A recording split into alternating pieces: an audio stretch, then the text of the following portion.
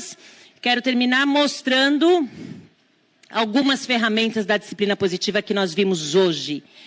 É como nessa abordagem a gente usa frases para nos ajudar a lembrar o que fazer, né? Se a gente já sabe que não pode, então punir, porque não resolve. Se a gente já sabe que não pode, então ficar mimando, super protegendo, que também não resolve. Aliás, eu vou contar uma historinha de 1 minutinho no final. O que a gente pode fazer? Vamos ver. Ó, o que essa mãe fez? Me contem vocês, o que essa mãe fez? Aquela mãe aqui, o que essas mães agora fizeram? Alguma coisa? Perguntas, por exemplo, o que mais? Olho no... Vamos fazer junto. Ó. Conexão antes da correção. Garantiram. Proximidade. Ser gentil e firme ao mesmo tempo. Lembram da mãe aqui com a boneca, com a Sandra?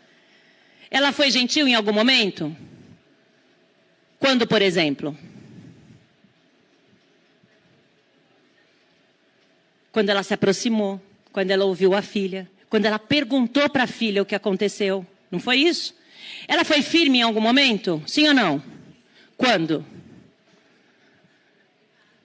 Quando ela falou que em casa a gente não faz isso, filha. Quando ela deixa claro que aquilo precisava ser resolvido. Só que ela não fala como resolver. Ah, você vai lá, vai devolver, vai pedir desculpas, vai fazer isso, vai fazer aquilo. E adiantar?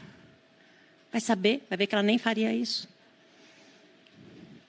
Oferecer escolhas limitadas. Vocês lembram que a mãe ofereceu? Filha, você quer ir sozinha ou você quer que eu vá junto? Não é uma opção não ir. Não é uma opção não devolver a boneca.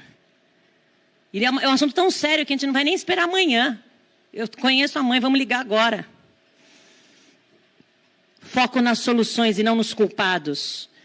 Para a disciplina positiva, o comportamento desafiador dos nossos filhos é uma oportunidade para a gente ensinar habilidades de vida. Do mesmo jeito que os erros. Os erros são oportunidades. A gente não esconde os erros. A gente não tem vergonha dos erros. A gente assume os erros. Porque a gente não quer continuar errando. A gente quer aprender com os nossos erros. Então, essa mãe, por exemplo, não ficou falando assim, você pegou, não devia ter pego, não sei o quê. Não adiantava. Não interessa o que aconteceu. O leite já está derramado. Como a gente resolve? Como a gente limpa? Foca em solução, foca no futuro, não no passado. Olha o próximo. Falar menos, agir mais. Muitas vezes a gente fala demais. E aí, o que a gente fala? Os nossos filhos ouvem, gente? Não. Quer ver, ó, fazer essa atividade? Eu não resisto, não estava programada, mas eu vou fazer. Bem rapidinha. Faz assim com a mão, todo mundo. Põe a mão na cabeça. É um mico rápido, tá? Vocês também, viu? Muito bem. Põe a mão no nariz. Põe a mão no queixo. E põe a mão aqui na bochecha. E agora na cabeça. E agora aqui no queixo. E na bochecha. Ops! Eu falei bochecha. Bom, vocês ficaram na dúvida. Eu faço o que ela faz ou eu faço o que ela fala? Se vocês fossem crianças, vocês fariam o que eu fiz ou o que eu falei? O que eu fiz, vocês conhecem criança. Crianças não fazem o que a gente fala. Os nossos filhos só fazem o que a gente faz. Os nossos filhos não ouvem o que a gente diz mesmo. É verdade. A gente reclama disso, mas é verdade. Agora, eles vão fazer. Eles vão fazer exatamente o que a gente faz. Então, aquela história, não sei vocês, mas eu já fiz essa besteira. Não grita! Para de gritar! O que de verdade a gente está ensinando para os nossos filhos, gente? A gritar. Manda quem grita mais alto. É isso que eu estou ensinando para ele. Se eu falo para ele fazer isso, mas eu estou fazendo, ele não vai ouvir, não grita. Ele vai ver. Ah, minha mãe está gritando, é isso que eu tenho que fazer. Ou que nem a gente, não sei se já aconteceu com vocês, eu vivi acontecendo. Você tem lá 2 filhos brigando. Aí você fala, eu vou bater em quem estiver brigando. Não é assim que a gente faz? O que eles de verdade estão aprendendo? Que tem que bater. Que é assim que resolve. Nós somos um exemplo. Então a gente tem que falar menos e agir mais. Perguntar mais. Usar um tom de voz respeitoso. Validar o sentimento. Filha, eu sei que você sentiu. Eu já senti isso. É inveja. Ou é medo. Ou é tristeza. Ou é vergonha. Ou é raiva. É normal sentir raiva. Tudo bem sentir essas coisas. O problema não é sentir isso. Agora, não pode bater. Não pode roubar. Não pode mentir. Isso não, filha. Perceberam a diferença? Sentir, a gente pode sentir o que a gente quiser. Mas fazer essas coisas, não. Esse não é um valor da nossa família. Controlar o nosso próprio comportamento. Um dia a gente podia fazer uma palestra sobre isso. Demonstrar que você se importa. Gente, queria terminar com isso, porque essa é a mensagem mais importante. A gente precisa deixar claro para os nossos filhos o nosso amor, o nosso afeto, o nosso carinho, o quanto a gente se importa. A gente precisa dizer para os nossos filhos e demonstrar o máximo possível: eu te amo. A gente, no dia a dia, todos nós, eu também, não falo, acho que todas as vezes que eu devia, que eu queria. Vou aproveitar essa oportunidade. Filha Gabriela, eu te amo. Falem para os filhos de vocês. Demonstrem que é um amor incondicional. Não depende de nota. Não depende de ter ajudado você a lavar a louça.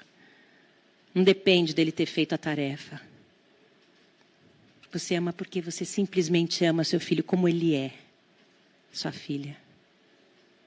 Aquela historinha que eu não resisto e vou contar, que é muito curtinha, se chama O Menino e a Borboleta.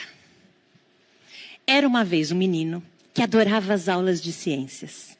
E ele adorava as aulas de ciências porque ele sempre aprendia sobre os animais. E naquela escola que ele estudava, que era muito boa, ele viu como que a borboleta nascia.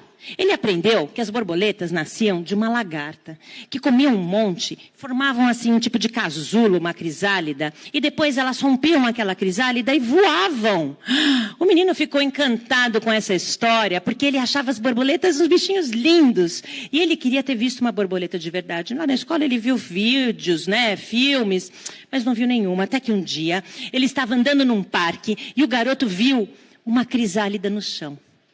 Como ele amava os animais, ele percebeu que era uma crisálida porque já tinha uma pequenazinha de borboleta se mexendo. Ele resolveu ajudar. Queria ser o primeiro a ver aquela linda borboleta voar. E ele começou a fazer isso aqui, ó, a descascar a crisálida, para a borboletinha poder logo sair de lá e voar. Ele soltou a borboleta e a borboleta caiu e morreu. Acabou a história.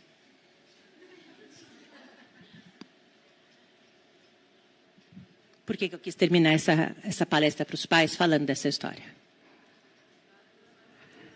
Como é que é?